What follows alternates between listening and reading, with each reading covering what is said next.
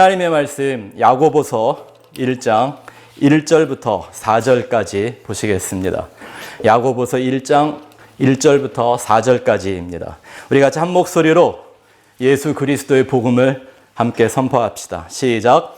하나님과 주 예수 그리스도의 종 야고보는 흩어져 있는 12지파에게 문안하노라.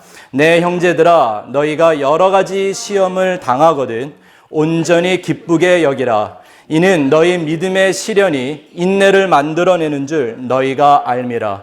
인내를 온전히 이루라. 이는 너희로 온전하고 구비하여 조금도 부족함이 없게 하려 함이라. 아멘. 야고보서 두 번째 강해인데요. 휘포모네를 온전히 이루라 라고 하는 제목으로 하나님의 말씀 보시겠습니다. 휘포모네가 뭔가 좀 이따가 가르쳐 드리겠습니다.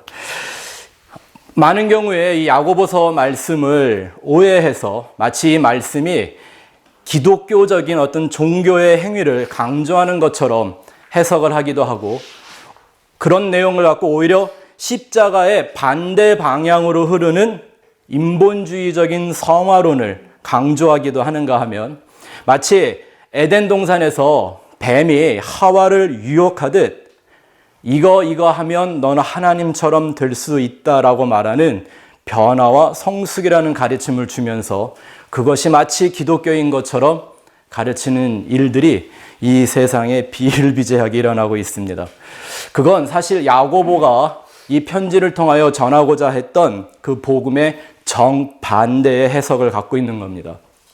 야고보서는 오히려 그런 인본주의적인 종교적 바탕의 어떤 행위가 아니라 하나님을 빙자해서 자기의 의의를 부추기는 그런 형태의 종교를 파괴하기 위해서 이 편지를 쓰고 있습니다. 그 종교라는 것, 이 야고보가 복음으로 하기 원했던 그 종교라는 건 하나님과 관계가 없던 다른 종교 아니었습니다. 그 종교는 바로 하나님과 성경을 오해해서 만들어진 유대인들의 율법주의였습니다. 이게 문제죠.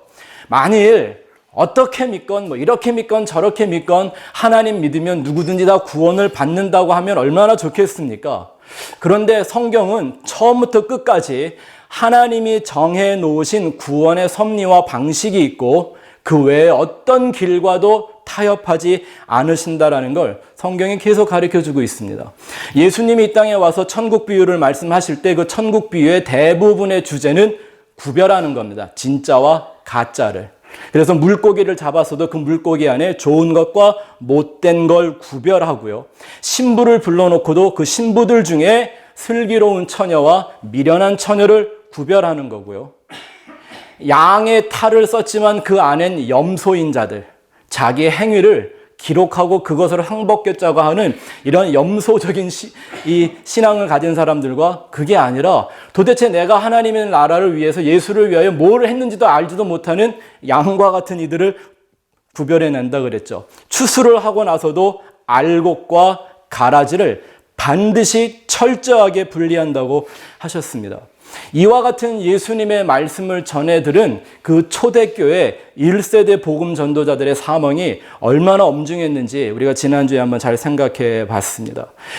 이런 상황에서 야고보가 다시 그 유대인들에게, 자기 민족들에게 율법주의로 돌아가려고 하는 이런 비진리를 전할 리가 없습니다. 그래서 사실은 야고보는 믿음의 행위라는 이런 주제를 갖고 십자가 예수 그리스도의 복음을 더욱더 극대화하는 복음을 전하고 있습니다. 그게 야고보서의 주제입니다. 그러면 야고보서의 전체에 흐르는 행함이 있는 믿음, 왜냐하면 행함이 없는 믿음은 곧 죽은 믿음이라고 하니까요. 진짜 행함이 있는 믿음이라는 게 무엇인지를 우리가 잘 배우고 그 복음으로 회개하는 시간, 그 진리로 돌아가는 시간을 앞으로 좀 여러분들과 함께 하려고 합니다. 오늘 우리가 읽었던 본문도 정말 유명한 구절이죠. 왜냐하면 우리가 기독교인이 되었어도 우리 생각에 내가 분명히 하나님의 자녀가 됐는데도 불구하고 이 세상에서 여전히 찾아오는 우리 인생의 어떤 어려움들과 고난들, 또 이런 걸 당하면 누구든 할 것 없이 그때마다 흔들리게 되는 믿음을 갖게, 흔들리는 나를 발견하게 됩니다. 또 그런 때마다 우리에게 찾아오는 믿음의 방황이라는 게 있죠. 믿었는데 왜 안 될까? 믿었는데 왜 나에게 이런 일이 찾아올까? 왜 똑같이 믿은 것 같은데 저 사람은 잘 되는데 나는 잘 안 될까? 이런 방황들이 찾아옵니다. 그러면 그때마다 내 귓가에 들리는 성경 말씀이라는 건 믿음을 온전히 하기 위해서 누구한테나 찾아오는 시련이다. 이런 고난이나 역경을 믿음으로 극복하게 되면 이 작았던 믿음이 더 성장하고 강한 믿음이 되고, 그렇게 더 큰 믿음을 갖게 되면 이 세상에서 더 큰 문제, 더 큰 어려움들이 닥쳐도 얼마든지 그걸 극복해낼 수 있는 믿음의 주인공이 된다 라고 가리키는 말이죠. 왜 그런 말 있잖아요. 고진감래라는 말. 마치 이 고진감래를 벤치마킹이나 하는 것 같은 이런 얘기. 이거 십자가의 복음 맞습니까? 이 정도를 위해 예수가, 하나님이 예수라는 인간이 되어 십자가에 못 박혀 죽어야 했냐라는 거죠. 사실 지금 이런 고진감래와 같다고 하는 이런 얘기들은요, 예수를 몰라도, 예수가 없어도, 예수를 믿지 않는 곳에서도 누구나 공감할 수 있는 얘기 아닙니까? 이거 모르는 사람 있나요? 아니요. 과연 예수가 그 정도의 얘기를 갖고 이게 구원에 이르는 믿음이라고 우리에게 가르쳐주고 있는 건 아니겠지 않습니까? 이게 이제 번역상의 문제인데 오늘 그런 얘기들을 좀 잘 해드릴게요. 그렇다면 야고보가 이 편지 서두에서 전하는 그 믿음의 시련은 무엇이며, 그 시련이 완성한다고 하는 인내가 무엇인지를 우리가 잘 알아야 합니다. 그렇죠? 분명히 그랬죠. 믿음은 분명히 시련이 있어야 되고, 그 시련이 인내를 이루어낸다. 그래서 인내를 완성하라라고 얘기하잖아요. 인내가 온전해져야 조금도 부족함이 없고 구비한 모든 걸 다 갖춘 존재가 된다. 이렇게 얘기하고 있잖아요. 이게 도대체 무슨 말인가 잘 생각해 봐야죠. 먼저 믿음에 대해서 앞으로 우리 야고보서를 통해 믿음에 대한 얘기를 많이 할 건데, 좁고 협착한 복음에서 여러분들하고 나눈 바가 있지만 이 현대 기독교의 치명적인 오류 하나가 이 믿음에 대하여입니다. 믿음의 대상, 믿음의 주체에 대해서 너무나 큰 착각을 하고 있는 거죠. 분명히 성경이 가르쳐주는 그 믿음이라고 하는 건 에베소서 2장 8절에 보면 믿음은 하나님이 은혜로 주시는 선물이라고 그랬습니다. 그러면 그 믿음은 어디서부터 시작돼야 하는 거죠? 하나님에서부터 시작된 거죠. 그리고 그 믿음이 나타날 때는 누구의 것으로 나타나야죠? 하나님의 것으로 나타나야죠. 그러니 이 말은 구원에 이르는 그 믿음은 나에게서, 우리 인간에게서 나오는 것이 아니어야 한다라는 겁니다. 그 사람이 착하든 똑똑하든 어쨌든 상관없이 그 믿음은 하나님이 줘야 갖는 거지, 인간이 스스로 만들어낼 수 있는 게 아니라는 거죠. 하나님의 것이 나에게 선물로 주어진다라는 겁니다. 그렇다면 그 믿음은 내게 있어도 그 믿음은 나에게서 나오는 내 믿음이 아니라 누구의 믿음이어야 하죠? 하나님의 믿음이어야 합니다. 한번 생각해 보세요. 이렇게 불완전한 내 믿음으로 구원받을 수 있을 것 같아요? 내 인간이 갖고 있는 이 믿음이라는 그 종교적 사상 가지고 말입니다. 그게 아니라 오직 하나님의 완전한 영원한 그 믿음으로만 우리와 같은 죄인들을 구원의 길로 인도하는 것이죠. 그래서 믿음의 조상, 그 믿음의 표본이 누구입니까? 아브라함입니다. 근데 여러분 성경을 보시면 아브라함이 정말 믿음 좋았나요? 상상할 수 없을 만큼 어떻게 하면 저 정도 믿음이 있을까 하는 그런 믿음 좋았나요? 아니요. 아브라함은 하나님이 자기를 처음 부를 때 주셨던 약속조차도 믿지 못했던 사람이에요. 하나님이 뭐라 그랬죠? 내가 너한테 아들 줄 테니까 내 본토 친척 아비 집을 떠나 내가 명하는 곳으로 가라. 그래서 집을 나왔어요. 근데 하나님이 아들을 줄 때까지 기다렸어요? 안 기다렸어요? 안 기다리고 만든 아들이 누구예요? 그게 이스마엘이에요. 성경은 분명히 얘기를 그 아들은 약속의 자녀가 아니다 그랬어요. 아브라함이 낳았는데. 그러니 그 아브라함이 나라고 한번 대입을 해보세요. 우리가 이 세상에 살면서 이스마엘을 얼마나 많이 낳고 사는지, 아니면 내가 혹시 그 이스마엘은 아닌지. 자기 마누라를 2번이나 팔아먹었어요.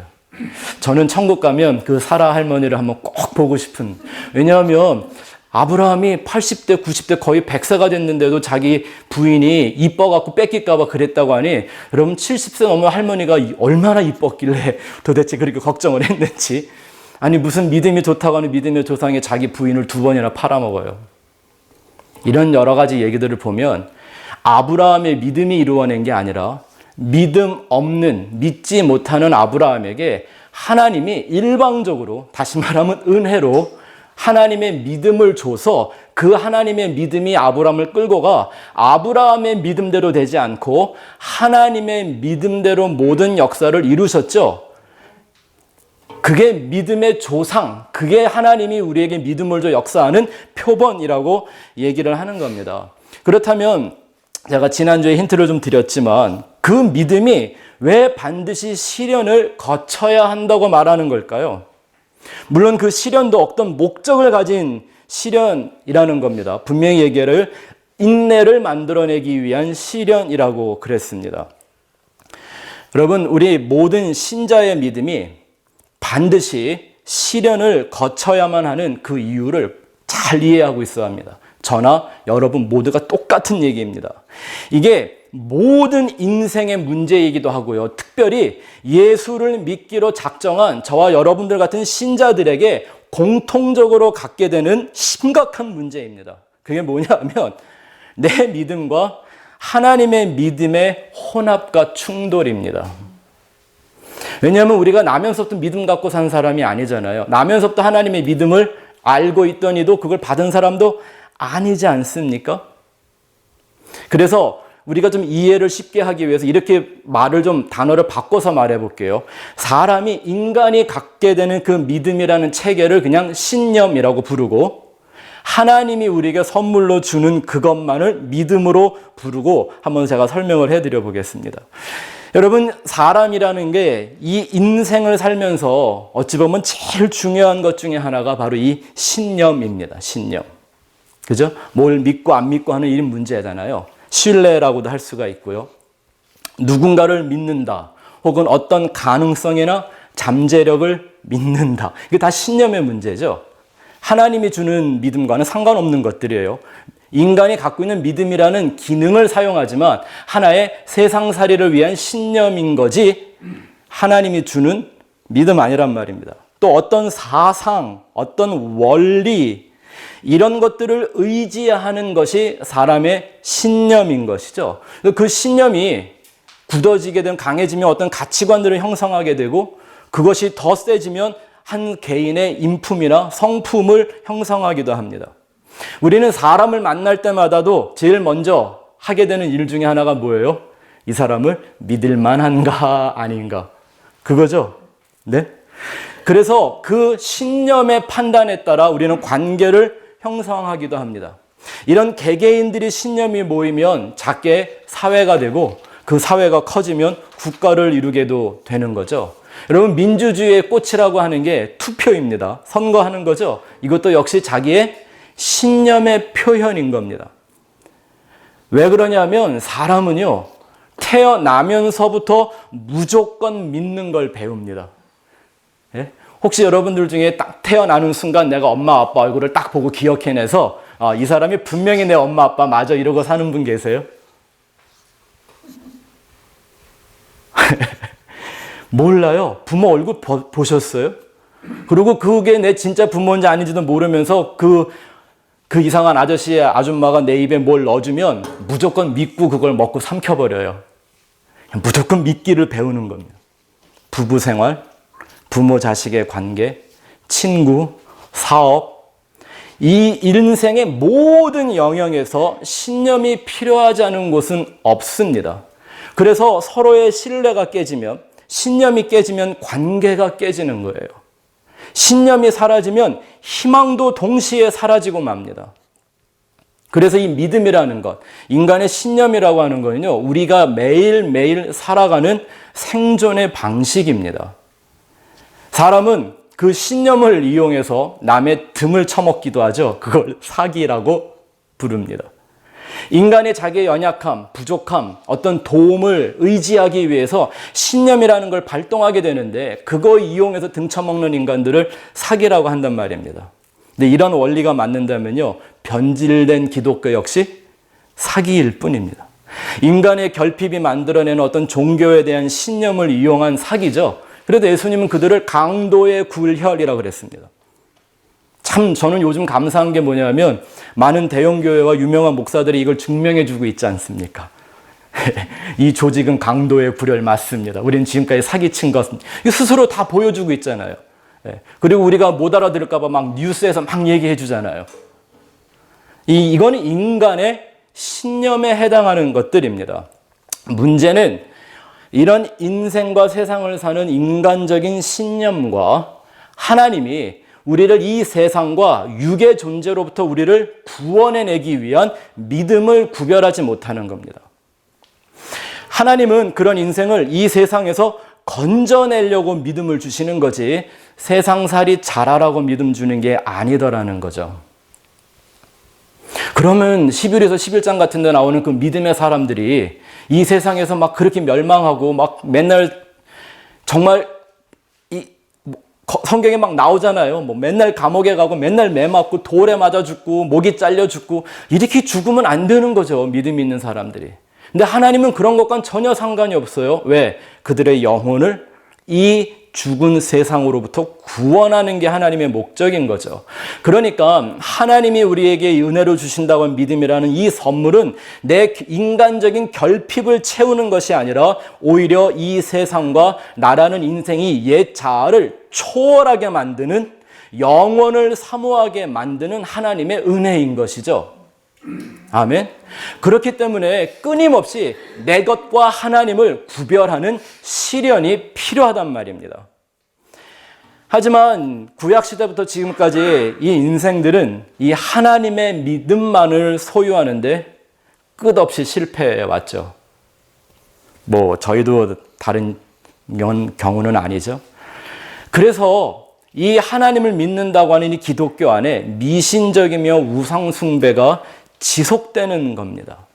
이제는 오히려 그 하나님이 주시는 믿음을 다른 말로 부르죠. 긍정의 힘 이런 거요. 그건 인간의 신념의 얘기인 거죠. 필요해요. 우리가 세상을 살면서 긍정의 힘이 필요하죠. 하지만 그건 하나님이 주는 믿음이 아니라는 걸 깨닫지 못하고 있는 거죠. 여러분, 하나님이 경고하는 우상 숭배는 뭐 이상한 다른 신 섬기는 게 아닙니다. 하나님을 오해해서 다른 신으로 부르는 걸 우상 숭배라고 말합니다. 성경을 그냥 표면적으로 보면서 오해한 하나님을 믿고 있으면 열심과 어떤 실력의 차이에 상관없이 그거 자체가 우상 숭배인 겁니다. 그러니 여전히 착하고 선하고 좋은 사람들이 많지만 예수는 그들을 바리새인이라고 불렀습니다. 나쁜 인간들이 아닙니다. 니고데모 같은 사람들은 얼마나 좋은 사람입니까?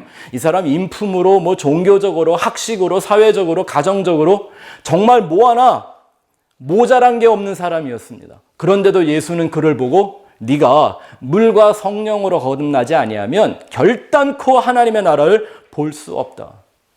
오늘날 고민요, 뭐 착하고 선행을 강조하는 교회 안에서 니고데모 같은 사람 하나가 만들어지지 않는다는 것도 고민이지만 니고데모가 되었어도 하나님 나라에 못 간다는 건 더 큰 함정인 거죠. 앞으로도 우리가 이런 믿음에 대해서는 계속 나눌 테니까 여러분들이 오늘 한 가지, 믿음에 대해 한 가지만 꼭 마음에 담아두셨으면 좋겠습니다. 나의 신념과 하나님의 믿음이 혼합돼서는 안 된다라는 거예요. 혼합된 걸 부정하다고 말하고 부정한 상태를 깨닫지 못하는 걸 타락이라고 하기 때문인 거죠. 그래서 구원에 이르는 진정한 회개란 내 안에 오직 하나님의 믿음만이 남을 수 있도록 그 하나님의 진리로 내 안에 있는 모든 거짓과 어둠을 소멸해야 한다는 겁니다. 그래서 시련은 반드시 필요하죠. 마치 빛이 비추어서 어둠을 제거하듯 그런 연단인 대상인 나를 인정하고 진리이신 예수만 따라갈 수 있도록 우리는 끊임없이 나를 부인하고 십자가의 언약을 붙들어야 합니다. 꼭 기억하세요. 예수에 대한 자기의 신념을 따라가는 것과 정말 예수만 따라가는 건 다른 얘기입니다. 이게 예수님의 제자들이 보여준 얘기 아닙니까? 3년 반 동안 예수님 따라다니다가 마치 예수님이 십자가 지니까 예수님한테는 그게 최고의 목적이었는데 그 십자가 지니까 제자들은 예수를 다 배신하고 떠났습니다. 왜? 내가 당신을 따랐던 내 신념과 다른데 이러고 떠난 거거든요.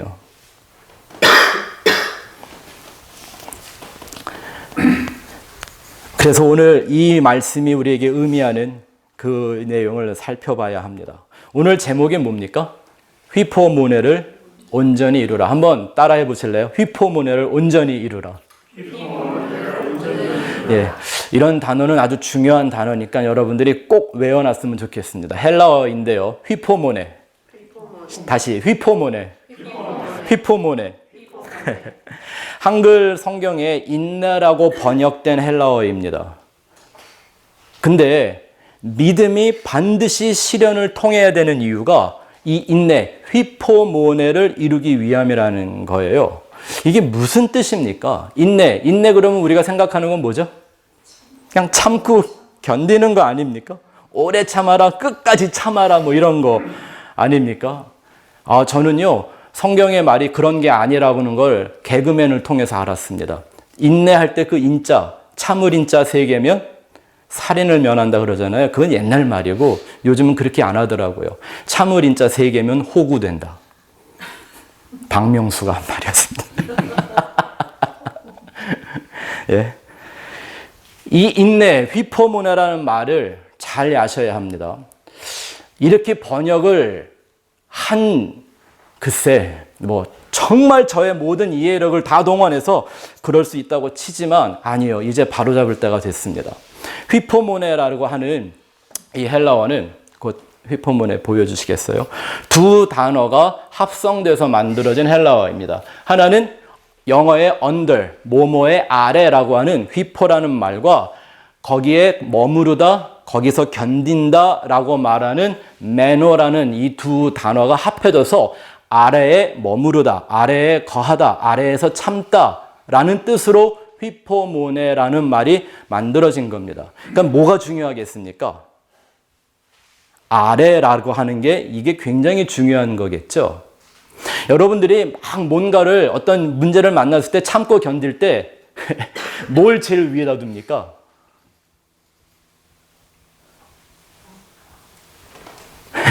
나나? 그 필요한 어떤 대상들 아닐 거예요. 예? 이게 지금 그런 뜻 아니란 말입니다. 휘포모네라고 하는 말이 아래에 거하라라고 하는 거예요. 그러면 제가 이 오늘 우리가 읽었던 이 구절을 헬라어로 다시 해석을 한번 해드릴 테니까 잘 들어보세요. 믿음은 반드시 시련을 거쳐서 아래에 거하게 만든다. 아래에 머무르게 만든다. 그러니 믿음의 시련을 받아 아래의 거함을 휘포모네를 온전히 이루어라. 그래야 구원에 이르도록 완전하고 조금도 부족함이 없는 길이 되는 것이다 라고 말하는 거예요. 이해가 되셨습니까? 아래에 머물러라. 휘포모네. 그럼 이게 무슨 뜻일까요? 아래라고 하면 위도 있겠죠. 위와 아래를 구별하는 기준도 있어야 이게 좀 이해가 되지 않겠습니까? 그래서 제가 지난주에 여러분들한테 이미 그 위와 아래가 뭔지를 다 설명을 드렸습니다. 기억하세요? 야고보가 자신을 주 예수 그리스도의 종이라고 하는 소개한 말씀을 통해서 구원을 완성하는 그 하나님과 그 구원의 섭리 가운데 있는 인생의 관계가 어떻게 이루어지는지를 그 관계의 5가지를 살펴보았습니다. 기억하세요? 첫 번째가 아버지와 벌써 보여줬네. 아버지와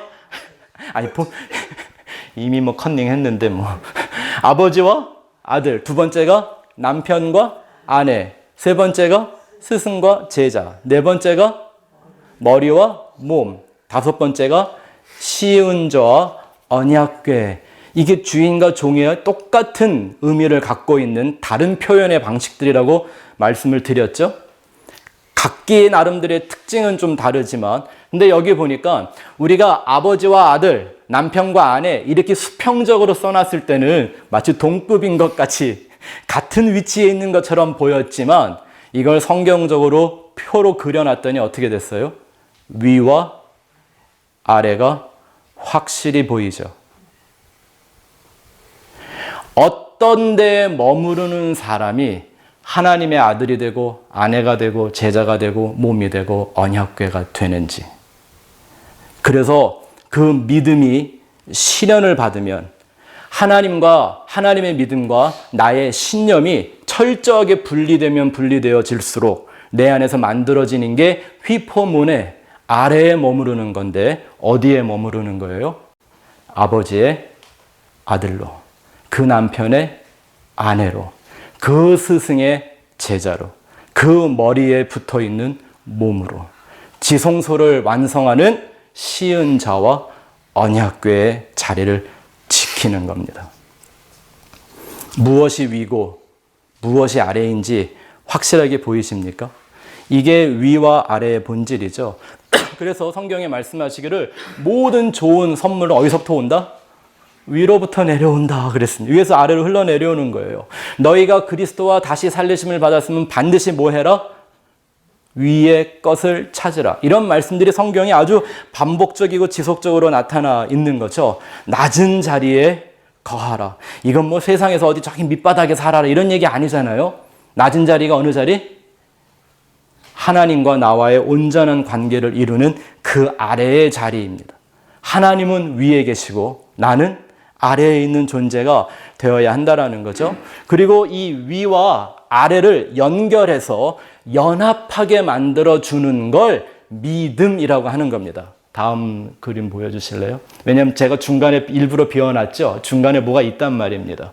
네, 그 하나님 위에 계신 하나님과 아래에 있는 나를 하나로 연합해서 묶어주는 게 뭐예요? 위로부터 흘러내려오는 그 믿음. 어떤 믿음? 하나님의 은혜와 진리를 믿는 그 믿음이죠. 근데 이 믿음을 갖게 하시고 나로 하여금 하나님을 향하여 아들이 되고 아내가 되고 제자가 되고 몸이 되고 언약궤가 되고 종이 되게 하시는 건 누가 하신다?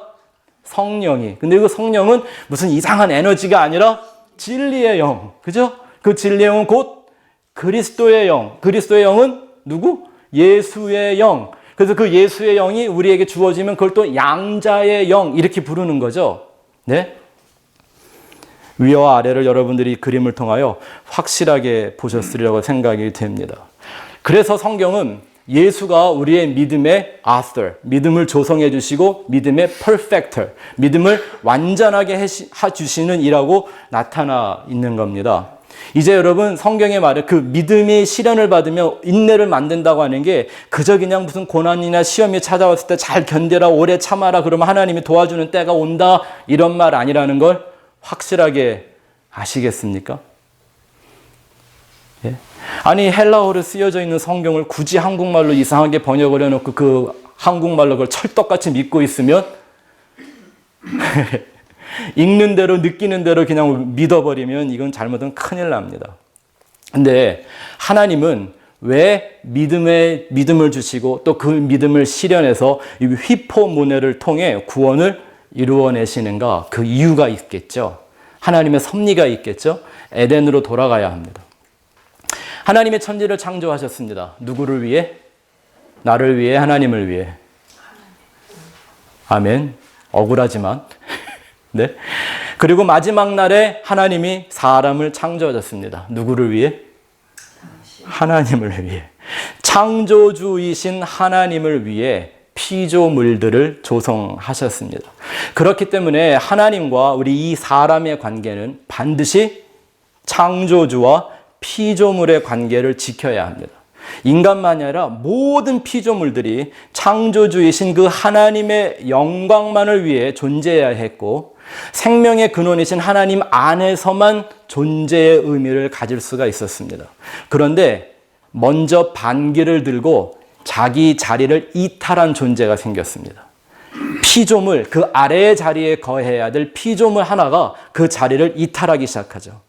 천사장이었던 천사였습니다. 우리는 지금 그를 사단이라고도 부르고 마귀라고도 부르지만 왜냐하면 이 천사가 너무나 완벽하게 창조된 겁니다. 성경에 써 있거든요. 하나님이 내가 너를 창조하는 날에 너무나 아름답게 창조했고 모든 지혜를 줬고 보석으로 너를 장식해줬고 너를 위해 내가 노래도 만들었다 막 이랬거든요. 얼마나 좋겠습니까? 근데 그가 어느 날 자기에게 없는 한 가지를 시기하기 시작합니다. 소유하기 원합니다. 하나님의 영광입니다. 그래서 자기가 하나님보다 높아지기를, 하나님 위로 올라가기를 원했습니다. 성경은 그걸 타락이요 교만이라고 부릅니다. 교만은 막 건방지게 까부고 이러는 건 한국말로 교만이라고 그러는 거고요. 하나님이 말하는 교만은 자기가 지켜야 될 자리를 이탈하는 걸 교만이라고 얘기합니다. 그게 헬라어 휘브리스의 뜻이거든요. 하지만 그 죄악된 죄로 타락한 이 천사가, 이 마귀가 멈추지 않죠. 자기 혼자의 쿠데타로 멈추지 않습니다. 에덴 동산에 뱀으로 나타나 하와를 유혹하죠. 뭐라고요? 선악과 먹으면 어떻게 된다? 죽는다? 아니, 하나님처럼 된다. 이게 어떤 의미였을까요? 선악과 먹으면 하나님처럼 된다. 네? 무엇 때문에 이 말 한마디를 들었더니 갑자기 그 선악을 알게 하는 나무의 실과가 보암직도 하고 먹음직도 하고 지혜롭게 할 만큼 탐스러워 보였을까요? 도대체 이 말이 무슨 말이었길래 이렇게 간단한 말이에요. 여러분, 우리가 성경을 통해 예상할 수 있지만 아담과 하와 무엇 하나 부족한 것이 없이 창조되었습니다. 세상에 보이는 모든 걸 소유하고 다스릴 권세까지 받았습니다. 그들에게 없던 것이 하나도 없었습니다. 다만 한 가지, 뭐예요? 그들은 피조물로서 누릴 수 있는 모든 권한과 권세를 누렸지만 창조주에게 있는 영광, 창조주만 가지는 선과 악을 판단하는 지혜, 이게 없었던 거죠. 그래서 선악과를 먹으면 하나님처럼 될 거라는 말 한마디가 하와를 뒤흔들어 놓습니다. 그래서 모든 죄인을 대표하는 하와가 자기 자리 이탈을 시도하죠. 누구처럼? 마귀처럼, 사단처럼. 그걸 성경은 원죄라고 말하는 겁니다. 이 선악을 알게 하는 나무의 실과를 먹자 말자 발생한 현상이 무엇입니까?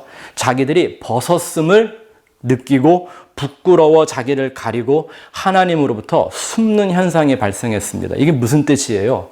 여러분, 그 사람들이 원래 벗고 살았죠? 네? 뭐 이런 것 때문에 무슨 나체주의 이런 것도 생겼다는데 그건 말도 안 되는 얘기고 성경을 그렇게 이상하게 보는지 모르겠습니다. 아니, 지금까지 벗고 살았어도 벗든지 입든지 그게 그들에겐 선악의 문제가 아니었습니다. 입든지 벗든지 그게 맞고 틀리거나 좋고 나쁘게 문제가 아니었습니다. 그런데 선악과를 먹는 순간 자기들의 벗었음을 나쁜 것, 부끄러운 것, 틀린 것, 악한 것이라고 판단하기 시작하는 겁니다. 그리고 그 판단으로 자기 손으로 옷을 해 입고 하나님으로부터 숨기 시작합니다. 이게 하나님으로부터 자기 보호 본능이 발생하기 시작한 거죠. 하나님과 연합된 관계가 아니라 내 안에 있는 선악의 판단을 가지고 창조주이신 하나님과 대립하는 관계가 되는 거죠. 성경은 이걸 죽었다라고 말하는 겁니다. 선악과를 먹는 날엔 정녕 너희가 죽으리라 라고 말했던 하나님이 말한 그 죽음은 육신의 죽음이 아니었습니다. 왜? 그 선악과 먹고 1000년을 살았잖아요. 그게 뭐 죽은 거예요. 네? 아니요. 하나님이 말한 죽음은 하나님과 영원히 대립된 관계, 분리된 관계를 말하는 거죠. 내가 가지고 있는 선악의 기준, 선악의 판단으로 나와 하나님을 단절시키는 것, 이건 스스로 하나님으로부터 나를 끊어내는 죄악인 겁니다. 성경은 그걸 예자라고 합니다. 안타깝게도 저와 여러분들이 다 가지고 있는 겁니다. 왜 구약의 역사를 보면 하나님이 때때로 참 오늘날 합리적으로 이해하기 어려운 인간의 도덕과 윤리의 수준에도 못 미치는 것 같은 이상한 행위를 요구하고 또 그걸 정당화하는 이런 장면들이 나올까요? 한번 생각해 보세요. 가나안에 들어갈 때 뭐 하라 그러셨어요? 아니, 전쟁하면 군인들하고 싸워서 군인들만 죽이면 됐지. 요즘도 전쟁하면요, 죽지 않은 군인들은 다 포로로 이렇게 해가지고 다 대우해주고 다 먹고 살게 해줘요. 근데 그 가나안에 들어간 그 땅을 지키고 살았던 원주인들을 어른은 둘째 치고 젖먹이 어린애까지 싹 다 죽여버리라고 그래요. 이렇게 도대체 자비롭다고 하는 하나님이 왜 이런 모습을 보여줄까요? 시아버지와 며느리가 간통을 해갖고 자식을 낳는데 그걸 의롭다고 얘기를 한다거나, 자기 나라를 팔아먹은 창녀 라합을 구원해주는 구원의 표범으로 삼는다거나, 네? 이런 얘기들이 성경에 나오는 거예요. 우리가 인간이 갖고 있는 선악의 기준으로 이건 하나님이 지금 악한 일을 행하시는 거잖아요. 근데 그 하나님을 악하다고 말할 수가 없잖아요. 이런 딜레마에 빠졌던 사람이 아브라함이죠. 어느 날 하나님이 소돔과 고모라를 불로 멸하겠다고 아브라함한테 얘기를 했더니 아브라함이 자기의 선악 판단을 가지고 하나님 앞에 반기를 듭니다. 아브라함이 자기 생각에 하나님이 이 백성들을 그냥 이렇게 다 멸해버리면 하나님 사람들한테 욕먹습니다. 이 얘기 한 거잖아요. 그죠? 그러놓고 하는 말이 내가 뭐 의인 몇 명 찾으면 용서해 주실랍니까? 저는 웃기는 게 뭐냐면요. 중보기도 가리킨다는 사람들이 이 얘기를 갖고 맨 중보기도 하라고 그러잖아요. 이거 중보기도 맞아요? 전지전능한 하나님 앞에서 지금 싸가지 없게 덤비는 거잖아요. 내 생각이 더 좋은데 이러면서. 예? 결과가 어떻게 됐습니까? 의인 찾았나요? 아니요. 결과는 뭐예요? 아브라함이 무슨 중보를 했던 청탁을 했던 다 안 됐잖아요. 그리고 하나님이 맞았잖아요. 이런 아브라함을 믿음의 조상이라고 얘기하는 까닭은 우리가 다 그렇게 살고 있기 때문입니다. 잘 한번 생각해 보시기 바랍니다. 아브라함이 갖고 있던 선악의 판단이 얼마나 무의미했는지 밝혀지지 않습니까? 이런 사람이 신약에도 나오죠. 베드로가 예수님 십자가에 달려 죽겠다고 얘기하니까 절대 안 된다고, 내가 막아줄 거라고 막 예수님을 꾸짖으면서 야단치면서, 예? 마치 자기 어린애 동생 훈계하는 것처럼 예수님을 꾸짖었다고 성경에 나오잖아요. 베드로가 간하여 이르되, 그 간하여란 말이 그런 말이에요. 예수님을 책망했다는 거거든요. 어른이 애들 야단치는 것처럼. 무슨 생각으로? 나는 지금까지 이런 메시아를 기다려본 적이 없다는 얘기를 하는 거잖아요. 내가 갖고 있던 메시아에 대한 신념은 십자가에서 죽는 그게 아니라 다윗보다 더 위대하고 솔로몬보다 더 영화로운 왕이 나타나야 하는데 왜 십자가에 죽느냐고 말하냐 이거죠. 뭐 갖고 지금 대항하는 거예요? 3년 반 동안 예수님을 따라다녔다는 제자가 아직도 자기의 선악 판단의 기준을 갖고 예수님의 길을 막고 있는 거죠. 예수님 당장 얘기하시잖아요. 이 사탄아, 그게 사탄이라니까요. 자기 선악 판단의 기준을 가지고 하나님의 길을 가로막는 거 사탄 맞다니까요. 너는 내 뒤로 물러서라. 나를 넘어지게 하려고 한다. 욥도 마찬가지입니다. 바울 얘기 하나 해드릴까요? 여러분, 바울같이 믿음이 있고 정말 이 마지막 시대를 위해 십자가의 그 도를 이렇게 총정리를 해갖고 신약성경의 반 이상을 쓴 이런 사람은요, 몸에 병이 있으면 좀 하나 나으면 좋잖아요. 그러면 바울이 얼마나 간증거리가 더 하겠어. 야, 내가 이렇게 평생 복음을 전했더니 이 세상에서 못 고치는 그 병 하나님이 고쳐주셨다. 그러니 예수 믿어라. 이러면 얼마나 잘 됐겠어요. 또 기도를 많이도 한 게 아니래요. 3번 해봤대, 3번. 예? 우리는 보통 한 3,000번 하지 않아요? 3번 했는데 예수님이 이렇게 말씀하시네요. 내 은혜가 너한테 족하다. 아니, 우리가 생각할 땐 병이 낫는 게 선한 거고 기도하고 믿음을 가져도 병이 안 나는 게 악한 거잖아요. 세상에서 물질적으로 성공한 게 선이고 실패하면 악이잖아요. 네? 근데 예수님은 말씀하시기를 그게 아니라 너한테 베푸는 내 은혜가 이미 족하다. 그러니까 그 말은 뭐와 똑같은 말이냐면 이 말을 안 하신 거죠. 그냥 그 병을 아프다 넌 죽으면 돼. 이 얘기를 하신 거잖아요. 나 같았으면 되게 서운했을 것 같아요. 예수 때문에 매도 맞고 감옥에 들어가고 돌에 맞아 죽을 뻔도 하고 막 그랬는데 그 예수가 나타나갖고 결국 나한테 한다는 게 아니야 넌 그렇게 병으로 골골대다 죽으면 돼. 이러면 나는 계속 믿었을는지 모르겠어요. 차라리 기도 응답이나 마시지. 왜 나타나갖고. 이게 인간이 갖고 있는 하나님에 대한, 자기 자신에 대한, 세상에 대한 선악 판단의 기준을 완전히 허물어 자기가 부인되어 예수 아에게만 속한 자 되게 만드시는 믿음의 역사인 거죠. 휘포모네를 하는 거라는 겁니다. 안타깝게도 오늘날 생명의 실과로 주신 이 성경을 여전히 이렇게 선악과로 먹고 먹이는 이들이 있다는 것이죠. 성경은 선악 판단의 기준으로 주신 게 아닙니다. 성경은 생명의 근원이신 하나님만을 구하는 길을 제시하기 위해 주신 것이죠. 이 세상의 도덕이나 윤리보다 조금 더 나은 종교적인 철학을 가르치기 위한 것이 아닙니다. 그런 건 세상이 더 잘해요. 오히려 타 종교들, 유교나 불교가 그런 건 더 잘하죠. 그러니 성경을 열어놓고 표면적으로 나타난 율법이나 선행 등의 행위를 요구하면서 이런 거 잘 지키고 많이 할수록 하나님에게 복 받는다는 식의 말은 이건 에덴 동산에서 뱀이 했던 말하고 똑같은 거죠. 그리고 그 말을 믿는 것은 그 뱀의 말을 듣고 선악과 따먹는 죄와 다름이 없죠. 내용상. 모양만 다를 뿐이죠.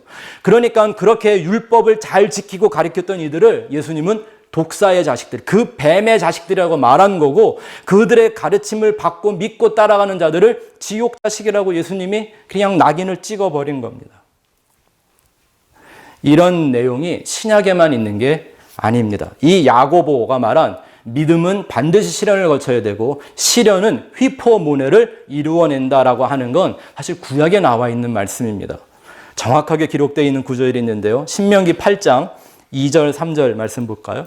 이것도 여러분들이 아주 잘 알고 계시는 말씀입니다. 시작. 내 하나님 여호와께서 이 40년 동안에 내게 광야 길을 걷게 하신 것을 기억하라. 이는 너를 낮추시며 너를 시험하사 내 마음이 어떠한지 그 명령을 지키는지 지키지 않는지 알려 하심이라. 너를 낮추시며 너를 줄이게 하시며 또 너도 알지 못하며 내 조상들도 알지 못하던 만나를 내게 먹이신 것은 사람이 떡으로만 사는 것이 아니요 여호와의 입에서 나오는 모든 말씀으로 사는 줄을 내가 알게 하려 하심이니라. 똑같습니까? 쓰여진 단어와 배경만 달랐지 메시지는 동일하죠. 보세요. 광야 40년은 교회의 모형입니다. 사도 스데반 집사가 순교하는 자리에 설교에서 그랬잖아요. 이 광야 40년을 교회라고, 광야 교회라고 부르지 않습니까? 그리고 성도가 천국을 향하여 생명의 길을 가는 그 여정의 모형이 바로 이 광야 40년이었지 않습니까? 근데 하나님이 그 이스라엘 백성들을 광야에다가 집어넣고 그들을 시험한 목적이 있는데 뭐라고 하시냐면 너희를 낮추고 내가 너희에게 준 말씀을 지키는지 안 지키는지 시험해 보려고 한다. 결론은 뭐였습니까? 지킨다, 안 지킨다?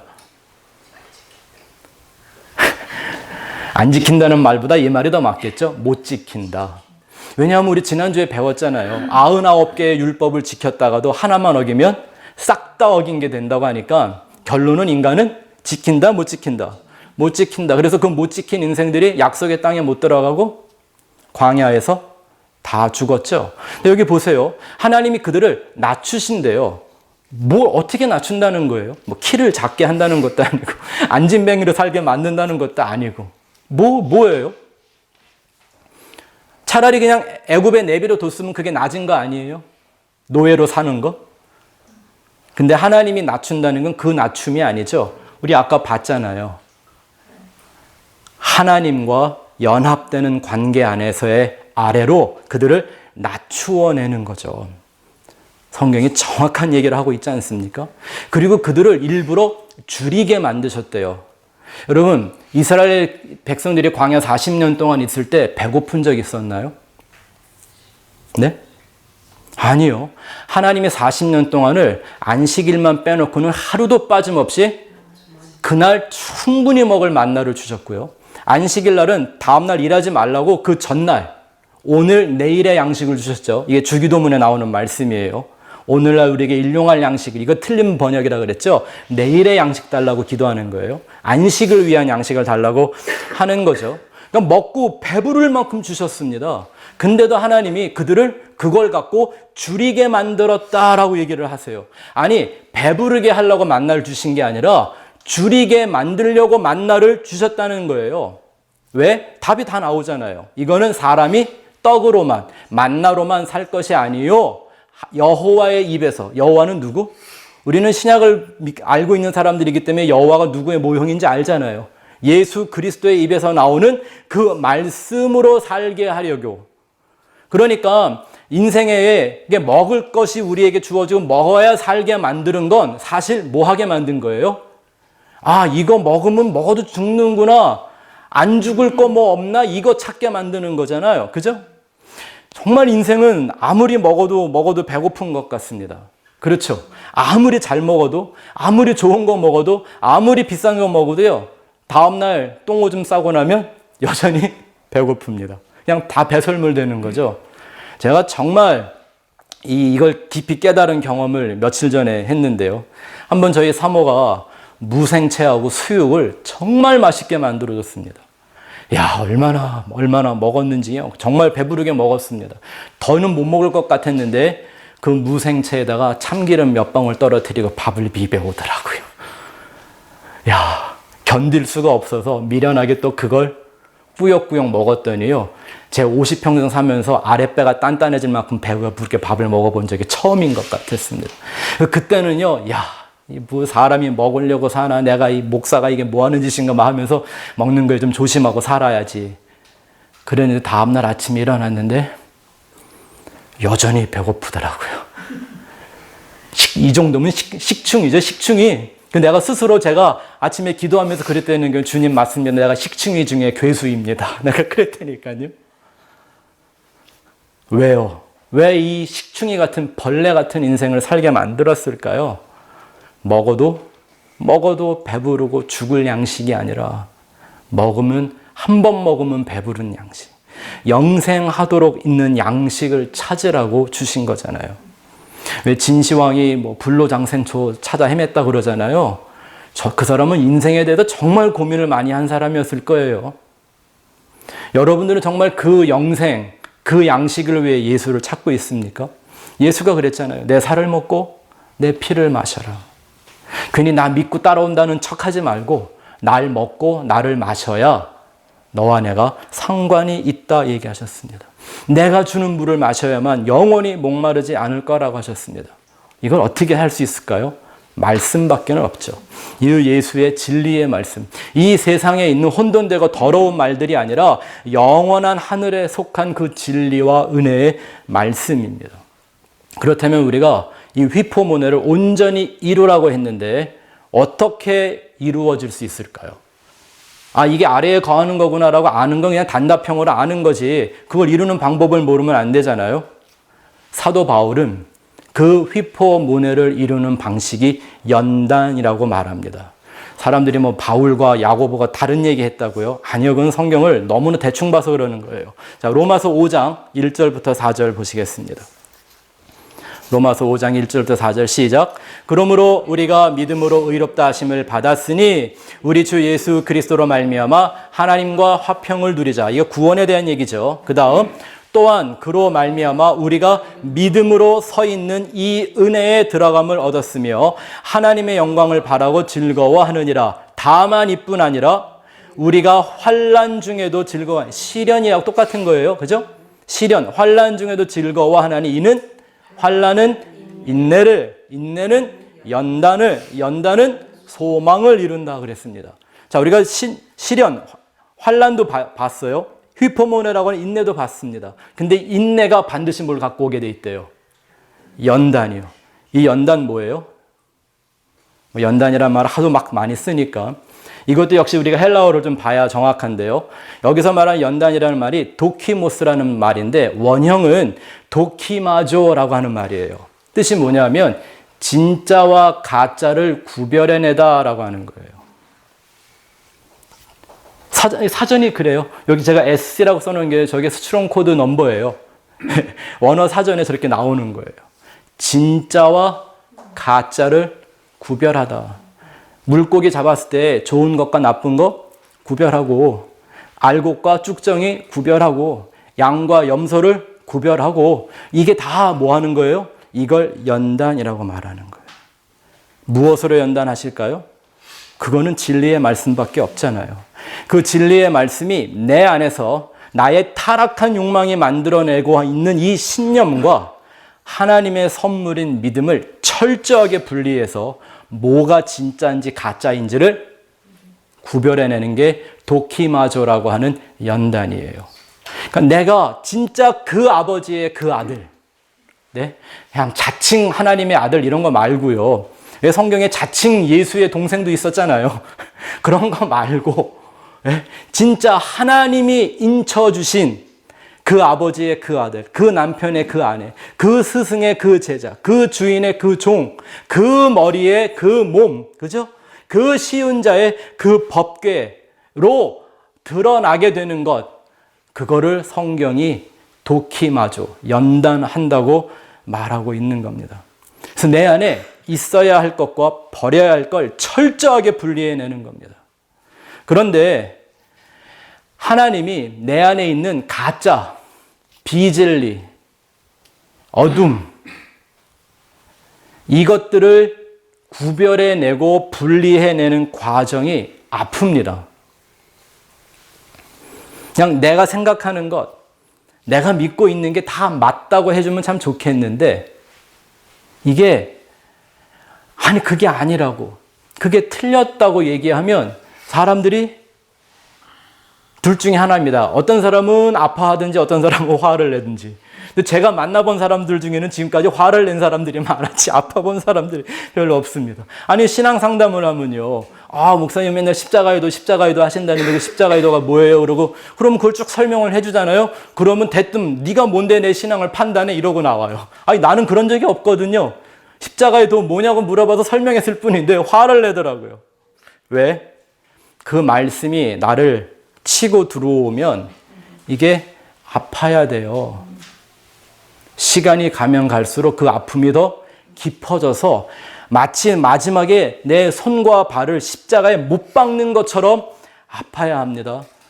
안 아픈 게 문제입니다. 히브리서 기자는 그 하나님의 말씀이 나를 이렇게 구별해서 하나님의 피조물의 아래의 자리에 머물러 휘포문화를 완성해야 하는 그 말씀이 얼마나 아픈지 뭐라고 얘기하고 있냐면 좌우의 날선 어떤 검보다 더 예리하여 내 혼과 영을 나누는데 내 것과 하나님의 것을 잘라내는데 그게 뭐와 같으냐면 뼈를 찔러 쪼개서 그 안에 있는 골수를 뽑아내는 것 같다고 얘기를 합니다. 그렇게 되는 과정이 내가 하나님 앞에서 벌거벗은 것처럼 드러나고 그 하나님이 내가 입고 있던 이 가짜 옷들을 다 찢어 발기는 이 하나님의 손길을 경험하는 거라고 얘기하고 있지 않습니까? 그게 하나님이 나를 당신의 친자녀를 인정하여 그리스도의 영, 그리스도의 진리로 채찍질하는 겁니다. 오히려 그게 없으면 사생자요 하나님의 아들 아니라고 성경이 얘기하고 있죠.